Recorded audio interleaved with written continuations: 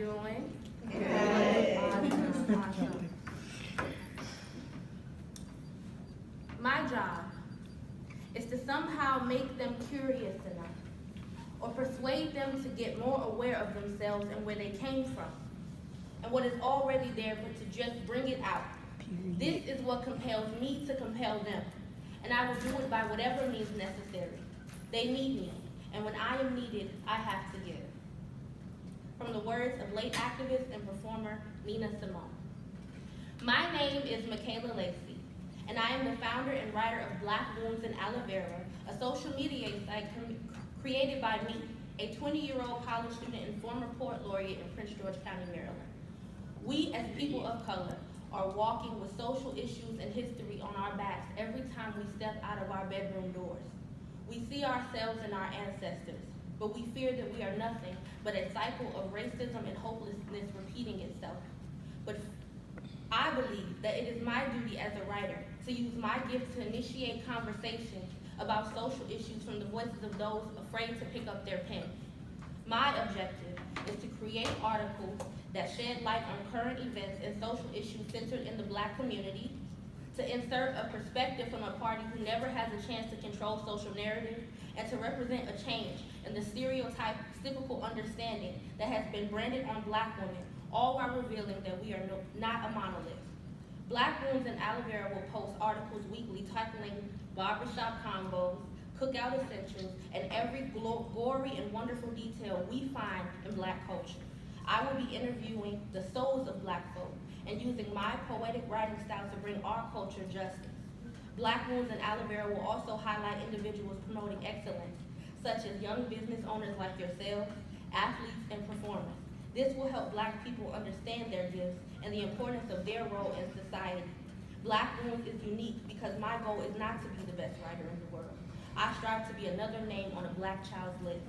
We deserve thousands of writers, bloggers, and journalists, and I will be one of them, hopefully inspiring writers along the way. Woo! Period. Here is a sample of my writing from a poem that I wrote 2 years ago entitled Generational Curse. I wonder, was God in the room?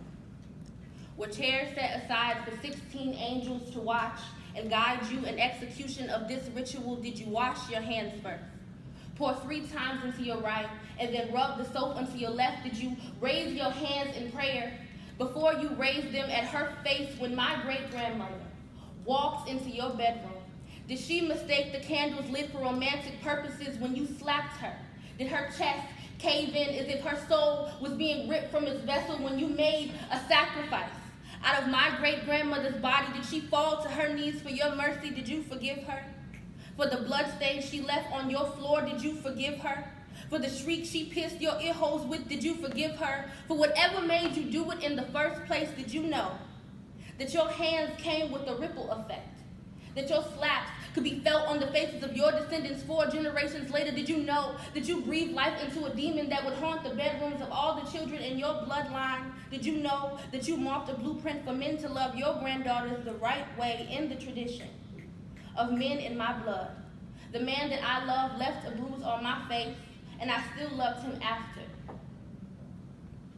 Consumed by the belly of an untaught ritual, swallowed whole by a man, craving to make me half a woman, raised to fill up shoes but to never take up space in the tradition of women in my blood, I fell to my knees at him, kneeled in my own blood pool and sought forgiveness, wiped the mark from my cheek with bare hands and a closed fist, repented for a sin I knew not I was committing. I wonder, was God in the room to witness the heathen I had made of myself to the man who laid my body at an altar and made an offering out of my skin? Did you know you remind me of my great-grandfather, a butcher, able to shed the skin of women only using his bare hands? When you made a sacrifice out of my body, did you know that I still love you after? Did you know that me still loving you after had nothing to do with me still loving you after? I just don't know how to break tradition. Did you know that I am sick of the women in my bloodline never being able to break tradition, passing down battle scars like sweet potato pie recipes, never tasting the salt that forms in your mouth when a man makes a ritual out of your body? To the man who walked in the blood trails of my great-grandfather, did you know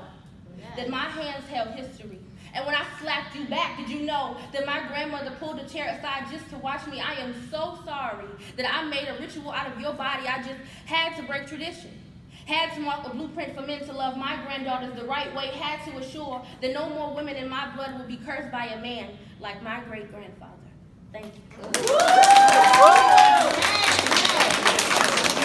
I almost cried. Yes, period. Kayla's bomb. Do I keep recording? Do I keep recording?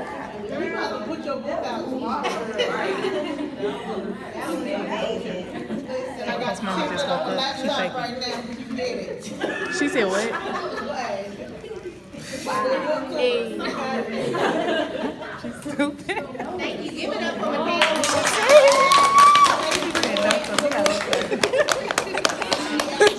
She still said that.